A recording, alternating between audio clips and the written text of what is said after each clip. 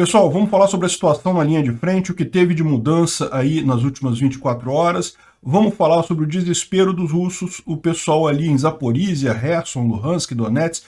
Todo mundo resolveu fazer agora plebiscito para anexação à Rússia. Vamos entender isso e também uma lei nova que passaram lá no parlamento russo proibindo deserção, hein? Olha que coisa, vamos entender o que é isso. Essas notícias foram sugeridas por Apanha Ladrão, Finks, 1985 e várias outras pessoas. Obrigado aí ao pessoal que sugeriu as notícias. Obrigado a você que está assistindo o nosso vídeo. Se você gosta do nosso conteúdo, por favor, deixe o seu like e se inscreva aqui no canal, né?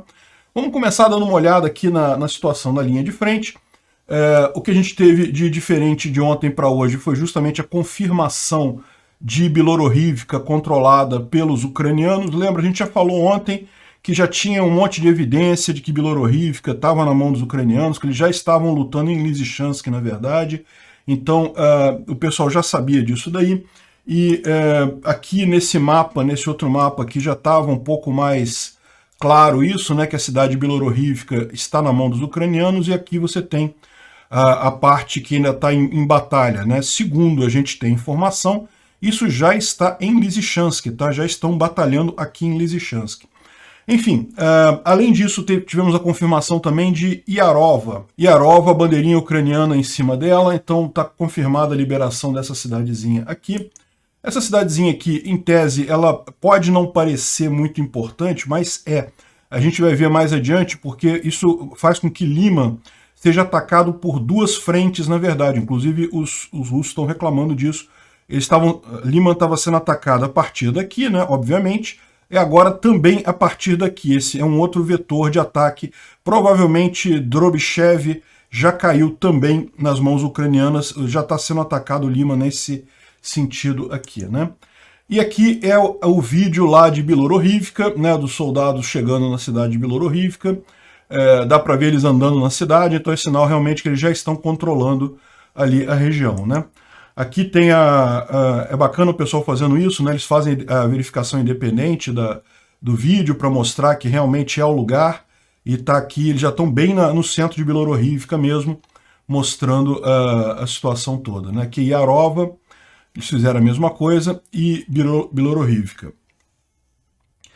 Bilororivka tem um outro significado, que é um significado meio... não é militar, né? É um significado diplomático, que é o fato de que o único oblast que os russos conseguiram tomar totalmente aqui na região de Donbás era o oblast de Luhansk. Eles tinham tomado 100% do oblast de Luhansk quando capturaram Lysychansk, Severodonetsk e depois capturaram Bilororivka mais adiante. Com a recaptura de Bilororivka, que na verdade acabou ficando na mão dos russos por poucas semanas, eles não têm mais totalmente o oblast de Luhansk. E a gente vai entender por que isso é importante mais adiante quando a gente falar sobre a questão dos referendos, né? Porque os russos já entraram em desespero, já sabem que não vão conseguir segurar essa contraofensiva ucraniana, agora é questão de tempo até os ucranianos tomarem tudo. E aí eles estão querendo partir para outros meios, né? Mas também tem a ver essa coisa trágica, que eu sei que parece bonito a imagem, mas na verdade isso aqui é bomba incendiária, né? Essa bomba ela chega a 3.000 graus Celsius e bota fogo em tudo que encostar, né? Estão usando na época do ano que é pior para isso, porque lá é o fim do verão, então está seco a vegetação, né? Enfim, realmente muito trágico isso aqui. Isso aqui é a cidade de Ozerne, essa cidadezinha aqui, que foi tomada pelos ucranianos há algum tempo. E como a gente sabe, é aquilo que eu falei para vocês, essa linha aqui vocês não considerem muito, não, esse site aqui ele demora a atualizar. A gente sabe que tem bem mais coisa acontecendo nessa região, né? E o desespero das tropas russas mostra isso. Bom, bombardeio em Ozerne, e não preciso dizer para vocês que a bomba incendiária é crime de guerra também, quando usado sobre população civil, né? Claramente está usando sobre uma cidade. Um blogger militar russo, o Argonzo, ele está dizendo que Lima está sendo atacado de duas direções nesse momento, né? Segundo ele, as Forças Armadas da Ucrânia começaram o assalto de Lima em duas direções, do oeste e do nordeste. Nós temos perdas, né? Ele está falando aqui como se fosse a tropa russa, né? Nós temos perdas, vamos segurar e lutar com toda a nossa vontade. Geralmente, quando o pessoal fala isso, é porque a coisa está indo para o buraco rapidamente, né? Não tem mais muito o que fazer. A gente sabe que Lima já está sendo atacada pelos ucranianos há algum tempo. Lima, essa cidade aqui. Na verdade, existe uma linha de defesa que inclui outras cidades aqui até Borova, que justamente o objetivo dos russos aqui é segurar os ucranianos tempo suficiente para que eles consigam fazer a linha defensiva principal deles, que deve partir aqui de Rubizhny, Kremina e Svatov até Troitsk, né?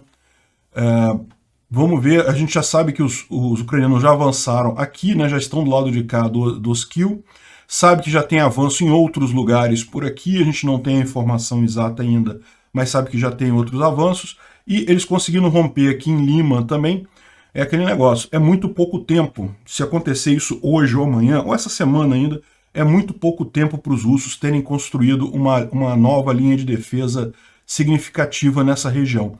Então, provavelmente, é bem possível, talvez daí o desespero do pessoal ali do Oblast de Luhansk, dessa ideia de se juntar à Rússia e coisa e tal, porque é bem provável que eles não vão conseguir segurar os ucranianos aqui, né? Uma vez que os ucranianos rompam essa linha temporária que os caras estão lutando aqui, talvez a outra não vai levar nem tanto tempo assim, né? Tem algumas outras imagens aqui lá de Kherson, né, em Nova Kakhovka. Houve uma... Não dá para ver muita coisa nesse vídeo, a verdade é isso. Nem para ouvir também.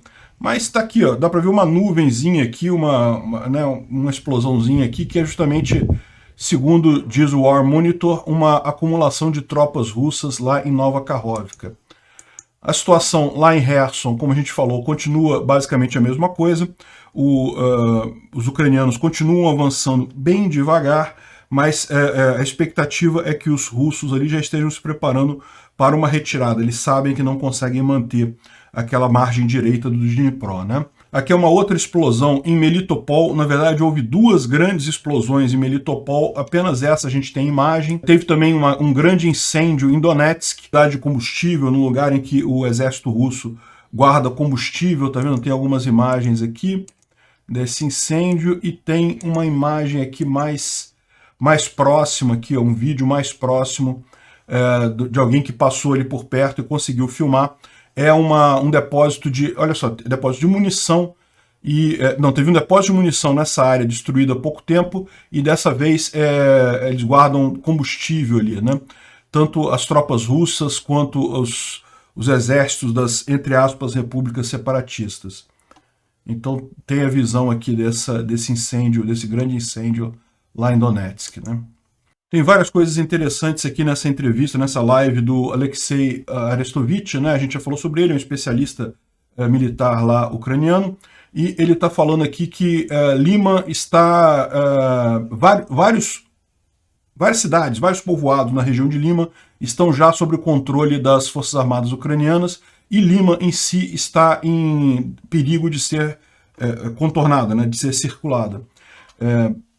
Provavelmente, com isso, com esses avanços, a Ucrânia deve conseguir espaço operacional para atingir Svatov e assim atingir as bordas da região de Luhansk.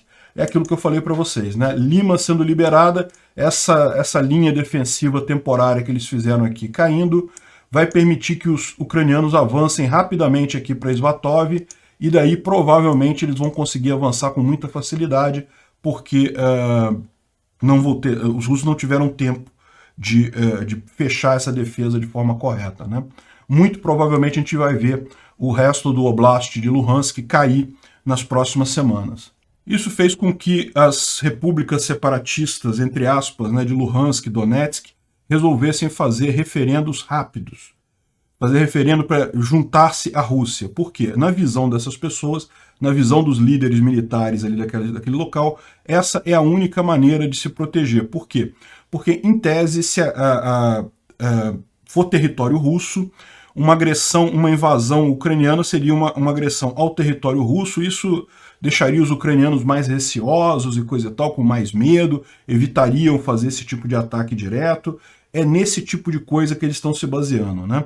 E é importante a gente notar que nenhum dos territórios está totalmente nas mãos dos russos, ou seja, se você pegar o Oblast de Luhansk, tem lá Bilororivka, que está agora no lugar, está na mão dos ucranianos. O Oblast de Donetsk está quase 50% para cada lado. Zaporizhia e Kherson também estão quase todos tomados, mas tem ainda um pedaço ainda na mão dos ucranianos. Então, no final das contas, esse é o grande problema. Por quê? Esses governos temporários que foram colocados ali, que é governo fantoche, tá? Aquele é russo. Eles podem fazer o referendo, vai ser um referendo falso, eles sabem disso, ninguém se importa com quem que as pessoas vão votar, né? Numa situação dessa, não tem como garantir lisura de eleição, não tem isso. Mas supondo que ganhe a anexação à Rússia, lembra, isso tem que ser colocado para a Rússia para fazer a anexação. Será que Putin vai querer, a essa altura do campeonato, fazer esse tipo de coisa? Isso é um problema. Por quê? Porque ele já vai estar comprando uma briga que aí ele não tem mais como sair dela, porque né, ele vai estar considerando que é o ataque à Rússia. Lembra que eu falei para vocês que o grande medo do Putin é justamente esse troço chegar na Rússia, porque ele acha que o objetivo da OTAN é destruir a Rússia. Então que a OTAN está precisando só de uma desculpa para entrar como parte nessa guerra e daí ser uma guerra completa. Se ele declara que Luhansk, Donetsk, Zaporizhia e Kherson são partes da Rússia, então a Rússia já está em guerra, o território dela já está sendo tomado. Então você já tem a liberdade de começar a invasão do território russo propriamente dito, né? Então, isso que se baseia o fato das pessoas acharem que ele não vai prosseguir. O Putin não vai deixar. Vai fazer alguma coisa para esses referendos não prosseguirem. O fato do pessoal estar querendo fazer esses referendos agora é um atestado de que eles sabem que militarmente não conseguem segurar as regiões ocupadas pelos russos lá na Ucrânia. A gente fala isso já há um tempão. Não tem como a Rússia segurar esses territórios que eles conquistaram na Ucrânia. Agora a gente está vendo que é mais do que realidade isso daí, né? O problema que eles falam justamente isso é que a Rússia não consegue criar, não tem tempo para criar uma linha estável de defesa e tem poucas tropas para manter isso. E daí eles sabem que não vão conseguir segurar as tropas russas naquela linha de defesa que eles estão querendo construir ali em Svatov, né? Tem uma outra informação interessante que traz aqui o Arestovich, que líderes russos transferiram 25 bilhões de dólares para a Turquia, numa preparação para um colapso interno da Rússia, né? Coisas similares de transferência de dinheiro para a Turquia aconteceram em 1917 e 1991. Olha que coisa, hein?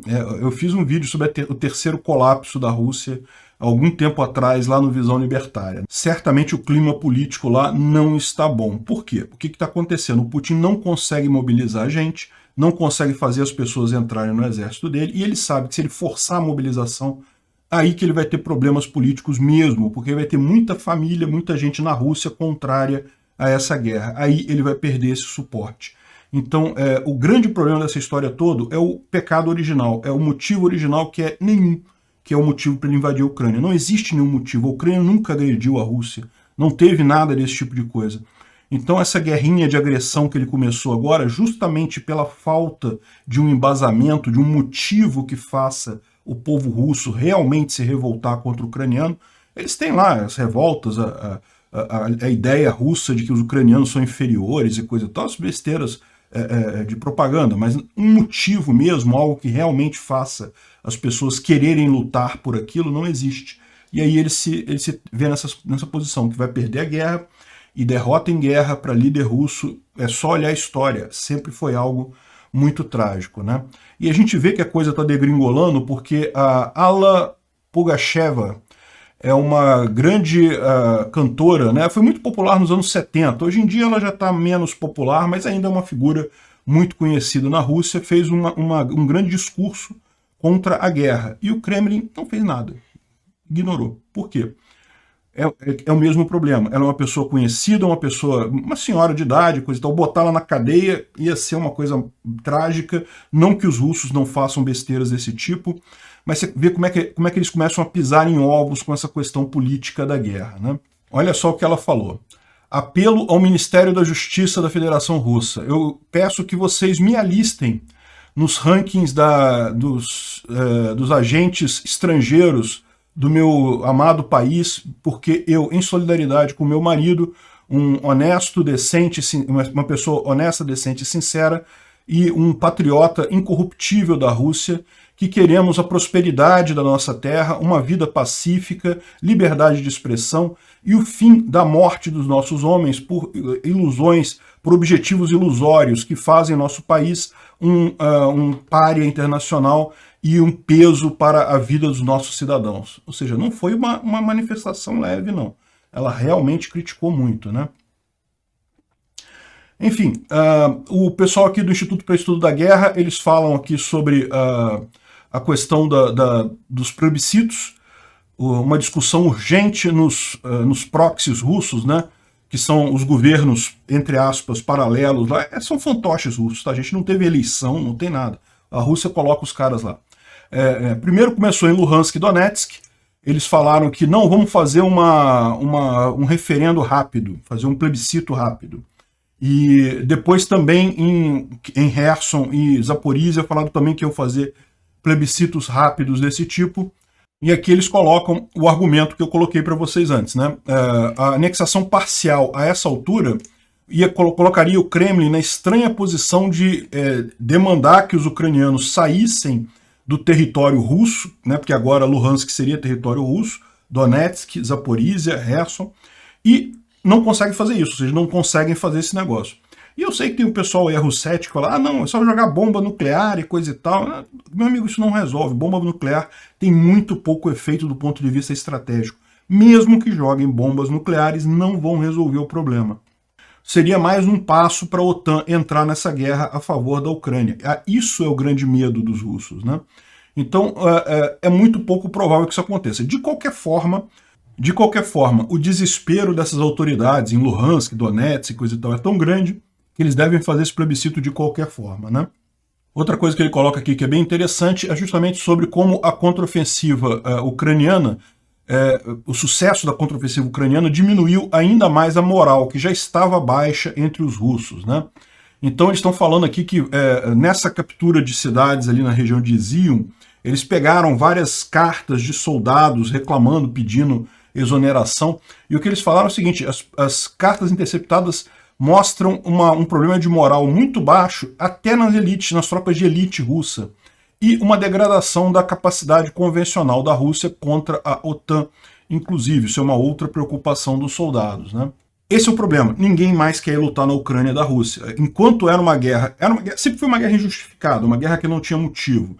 Mas enquanto a Rússia estava ganhando a guerra, o pessoal estava meio, pô, beleza. Agora que começou a perder, que começou a ver que não vai sair, vai acabar perdendo não apenas os territórios que conquistou lá, como o próprio exército que está indo para o buraco, vai sair muito pouco do exército russo dali, e o pessoal não quer mais ir para lá, os russos não querem mais ir para lá. E aí o que aconteceu? Uma alternativa que eles fizeram foi justamente a Duma, né, que é a Câmara dos Deputados russa, tá passando uma lei, já votou em primeiro turno, vai votar um segundo turno agora, uma lei, deve votar hoje isso, prevendo uma série de penas para quem não atender a mobilização do exército, né? Como a Rússia não está em guerra, ela não pode decretar a mobilização obrigatória, ou seja, não pode forçar as pessoas a irem para lá. Mas, mesmo o que eles estão colocando aqui? Se você assinou um contrato, isso foi o caso de muita gente, assinou um contrato para lutar na Ucrânia, aí chegou lá, o cara desistiu, falou, não quero mais, acabou, estou vendo que isso aqui está uma bosta, não quero mais, quero sair. E rompeu o contrato. Ou desobedecer a ordem do chefe, o comandante manda fazer uma coisa, o cara não faz porque ele não acredita, não acha que vai dar resultado, tá cheio de gente lá no fronte russo que não obedece ordem, né? Então a ideia é justamente incluir um monte de artigos, de crimes na lei russa para essas pessoas. Então, por exemplo, se render passa a ser crime. O soldado russo que se rende para os ucranianos agora é um criminoso. Roubar também civis é crime. Ih, mas vai ter que prender a tropa russa toda, hein? Com até 15 anos de prisão para roubo, né? Tem mais coisa aqui, né? Ele fala que saída não autorizada da unidade durante o período de mobilização. E aí seria punido por 10 anos, 15 anos, enfim, um monte de coisa aqui. Não obedecer refuseniks, né? Não obedecer a ordem do comandante, também agora da cadeia e coisa e tal. Enfim, um monte de novos crimes para atender isso daí. Mas repara, que isso daqui não obriga ainda as pessoas na Rússia a servir o exército. O que muda aqui é as pessoas que aceitaram servir o exército, que assinaram um contrato lá para se alistar, elas não podem mais desistir depois, como vinham fazendo. Estava sendo muito comum isso, o pessoal assinava essa carta, né, assinava a intenção de ir para a luta, chegava lá e desistia. Isso, parece que eles estão querendo atacar nisso daqui. Por que eles não fazem uma lei obrigando a pessoa a se alistar e a fazer isso, né? Pelo motivo que eu já falei para vocês. Nesse caso, o que está acontecendo? O Putin ele tá emparedado pela própria resistência da população russa. Se ele faz uma convocação em massa, se ele declara guerra e obriga os soldados a irem para lá, ele vai ter muita gente que não quer isso na Rússia, ele vai perder muita popularidade.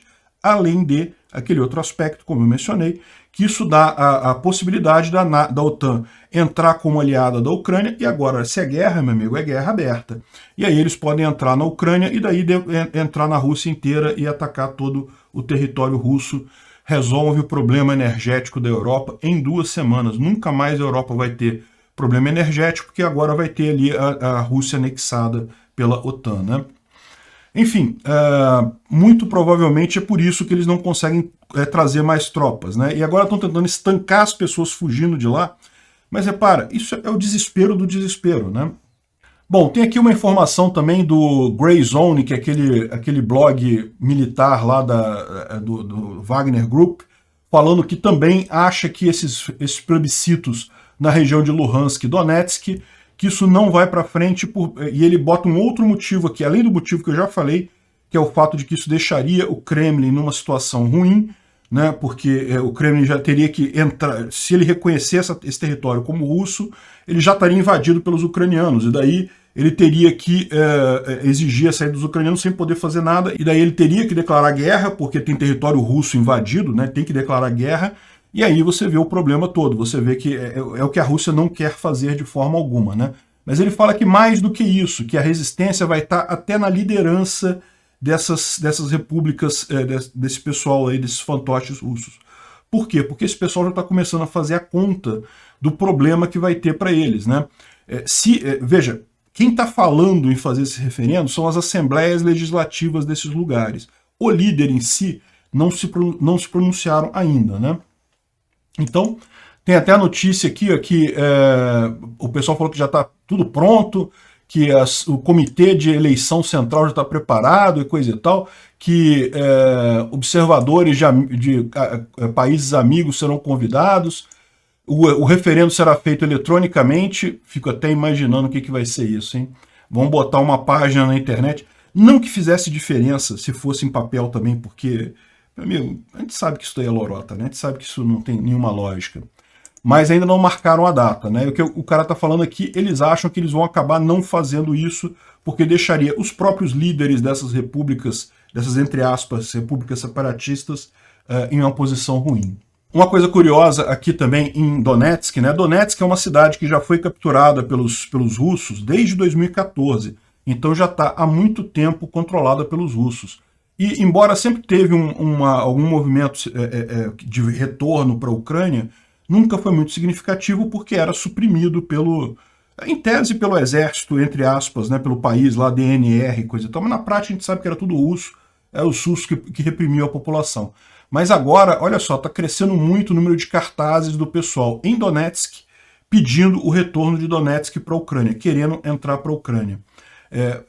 Laço amarelo também virou um símbolo deles, então tá cheio de laço amarelo em cidades da Ucrânia, pedindo, em Donetsk, pedindo para retorno para a Ucrânia. Bom, tem uma entrevista com um soldado daqueles... Lembra do pessoal do Wagner que foi pego em prisão, que foi trazido de prisão?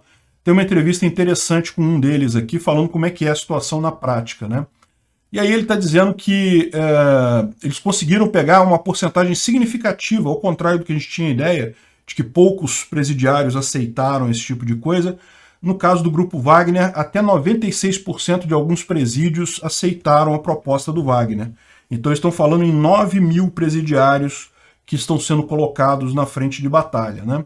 E eles são dados, lógico, os piores trabalhos possíveis, e o aviso é que tem a coisa chamada de nulificação. O que é a nulificação? Esses criminosos, qualquer coisa que eles façam, se eles desobedecerem uma ordem, se eles tentarem fugir, qualquer coisa que eles façam de errado, a pena é pena de morte imediata. Então não tem isso, né? E esse cara acabou sendo capturado pelos ucranianos, então essa entrevista foi dada por isso. E eles têm um treinamento de uma semana, ou seja, o cara não aprende nada numa semana, não aprende coisa alguma.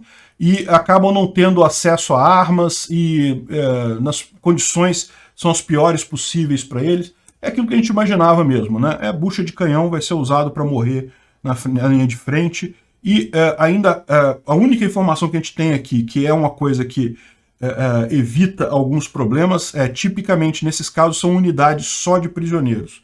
Então você não está misturando tropas regulares com tropas de prisioneiros. Tem alguns frontes ali de defesa, algumas coisas que são só prisioneiros trabalhando. Enfim, é o tipo da coisa que vai fazer muito pouca diferença no final, né? Bom, houveram relatos de vários discos voadores ou objetos voadores não identificados no céu de Kiev. E é lógico, como a gente está numa guerra, podem ser alguma forma de espionagem, de defesa aérea, não se sabe o que é, né? Ou pode ser aliens chegando aqui no nosso planeta, né? Eu vou deixar esse caso aqui, eu já encaminhei esse caso para o departamento correspondente aqui em casa. Vocês sabem, os meus filhos têm um canal chamado Teoria Oculta, em que eles discutem teorias ocultas diversas e coisa e tal, um monte de coisa aqui. Se você gosta dos... a minha filha acredita nessas coisas todas, o meu filho não acredita em nada, e aí eles ficam discutindo essas teorias ocultas todas aqui. Se vocês quiserem dar uma olhada, eu vou deixar o link do canal deles aqui na descrição, né? Eu vou encaminhar esse caso, eles devem fazer um vídeo sobre isso, mais dia, menos dia aí. Bom, a Polônia inaugurou um canal de acesso ao Báltico sem passar por águas territoriais russas. Quer ver a importância disso daqui? É nessa região aqui de Elblag. Não sei se eu falei corretamente o nome da cidade. Mas repara, a cidade é uma cidade portuária, só que ela dá nesse golfo aqui, ó, e esse golfo ele não tem saída na região que pertencente à Polônia. Os navios poloneses têm que sair, entrar em águas territoriais russas para sair por essa passagem aqui próximo a Kaliningrado, né? Então, isso é uma coisa chata para a Polônia, porque tem que ficar pedindo permissão para usar isso daqui, e com a possibilidade de desdobramentos desfavoráveis aí das guerras da Ucrânia e outras aí, eles resolveram fazer um canal para eles terem acesso a partir daqui diretamente ao Mar Báltico. Eu não sei exatamente aonde fica esse canal. Eu não consegui identificar. Não sei se é algum canal aqui, atravessando essa restinga aqui, ou eu acho que talvez mais provável seja alguma coisa aqui, tá vendo? Usando esses rios da região aqui, ó, como canais, e aí chegando aqui no rio Vístula, né? E daí chegando no Mar Báltico. Não sei qual que é a alternativa aqui, mas é interessante ver a Polônia caminhando nesse sentido. Bom, isso aqui é uma outra coisa engraçada lá em Melitopol, né? Como eu falei para vocês, em Zaporizhia também eles querem fazer também um referendo para a independência, para se juntar à Rússia, coisa e tal, né? E aqui eles querendo também mobilizar a população, querem que os ucranianos que moram na região de Melitopol lutem a favor da Rússia. E aí eles falam as manchetes do jornal, né? Não existe mobilização compulsória, mas todo mundo tem que lutar. E na parte de cima, aqui nesse quadrinho, que está escrito: eles não serão capazes de nos assustar, mas todo mundo precisa saber dos planos de evacuação. Não, desculpa, aqui, é top left, esse daqui. Ó. Realmente o pessoal está desesperado, né? Olha a outra aqui, ó. Os propagandistas russos estão falando que não, a China entrou na Ucrânia pela Rússia, não sei o que lá, e foram vistos caminhões chineses entrando na Ucrânia pela Rússia, coisa e tal. Lorota isso daí. Desespero desse pessoal completo, né? A China não seria tão idiota de se colocar nessa posição. E uma outra coisa curiosa foi justamente o Girkin, né? O Igor Strelkov, ou Igor Girkin, falando que o que ele está achando que vai acontecer é justamente o fim do Putin, né? É esse caso aqui, ó. Ele está nesse vídeo que ele está falando aqui. E... Только еще парочка оскорбительных военных поражений, вспышка инфляции, Вдобавок. O Igor Strelkov é um criminoso de guerra, né? Ele que montou a tal da, entre aspas, República Separatista de Donetsk. Ele é um ex-militar russo, é agente da FSB, mas ele foi meio que afastado porque ele derrubou aquele avião, o MH17, lá em 2014. Então ele foi meio que afastado da coisa e virou esse comentarista militar. E ele está falando aqui que os cortesãos vão acabar matando Putin. E tudo que vai precisar agora é um pequeno aumento da inflação na Rússia, ou então mais mortes militares, mais derrotas militares para acabar com ele, né? Eu não descarto isso não, o que eu estou falando, a situação lá na Rússia está bastante complicada mesmo para o Putin, né? Nunca deu bom para líder russo perder guerra.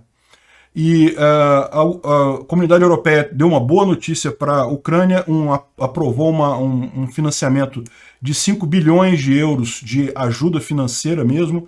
Não é militar isso daqui, mas você pode imaginar, a Ucrânia está lutando uma guerra, então o país não está bem financeiramente, evidentemente. Muito da colheita não pôde ser colhida, muito das fábricas deixaram de funcionar, então a economia teve uma queda significativa. Então isso aqui é mera ajuda financeira para manter a Ucrânia no ar, e isso é uma coisa extremamente positiva, extremamente necessária, né? Bom, o McDonald's, uma outra boa notícia para os ucranianos, o McDonald's está reabrindo na Ucrânia, né? Ele saiu de lá quando começou a guerra por medo de botar os funcionários em risco, né?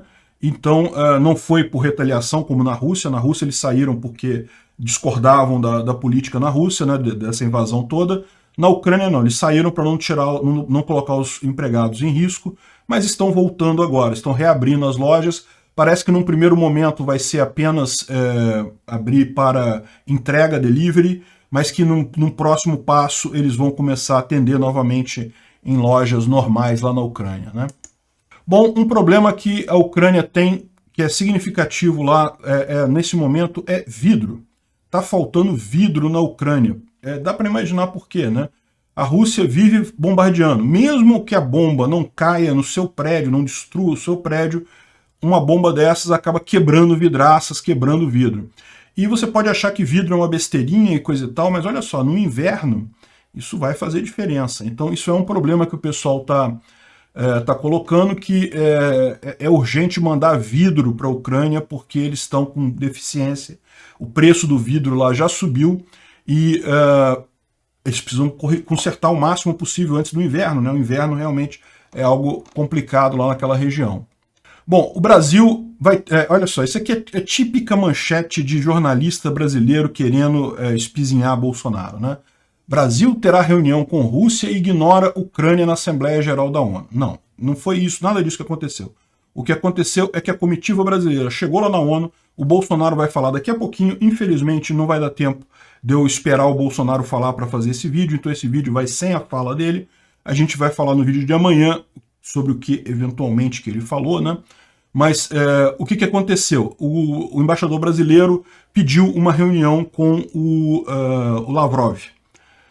Não falou sobre o que era a reunião, pediu uma reunião com o Lavrov e não tinha nada programado com a Ucrânia. Então assim, ignorou a Ucrânia. Não tinha nada programado com a Ucrânia, não foi que ignorou, não tinha nada programado mesmo. O que teve de novidade foi esse contato com o Lavrov. Aí você pode falar, pode significar que o Bolsonaro vai mais uma vez ceder para a Rússia, vai mais uma vez falar a favor da Rússia nisso daí. E é uma possibilidade, eu não sei como é que vai ser o discurso dele, mas pode significar também que ele está avisando o Lavrov que, olha, a gente desistiu desse negócio de cooperação com a Rússia e a gente vai assumir uma outra posição aqui no discurso de hoje. Pode ter sido isso. Vamos ser positivos, vamos aguardar o discurso dele para ver o que é, né? Segundo o pessoal da Gazeta do Povo, a ideia da equipe de Bolsonaro é um discurso de forte apoio à Ucrânia, mais focado na situação interna do Brasil. Então o Bolsonaro deve falar principalmente sobre situação interna brasileira, mas prometeu um forte apoio à Ucrânia. Vamos ver o que vai vir daí, né? No vídeo de amanhã a gente comenta isso, se você tiver curiosidade. Quando esse vídeo sair, já deve estar já perto do discurso do Bolsonaro lá na ONU. Obrigado por assistir o vídeo até o final. Além de curtir, compartilhar e se inscrever no canal, considere se tornar patrocinador com valores a partir de R$ 1,99. Clique no botão Seja Membro abaixo para saber as condições e vantagens de patrocinar o canal. Mais informações sobre o nosso projeto, visite nossos sites indicados na tela.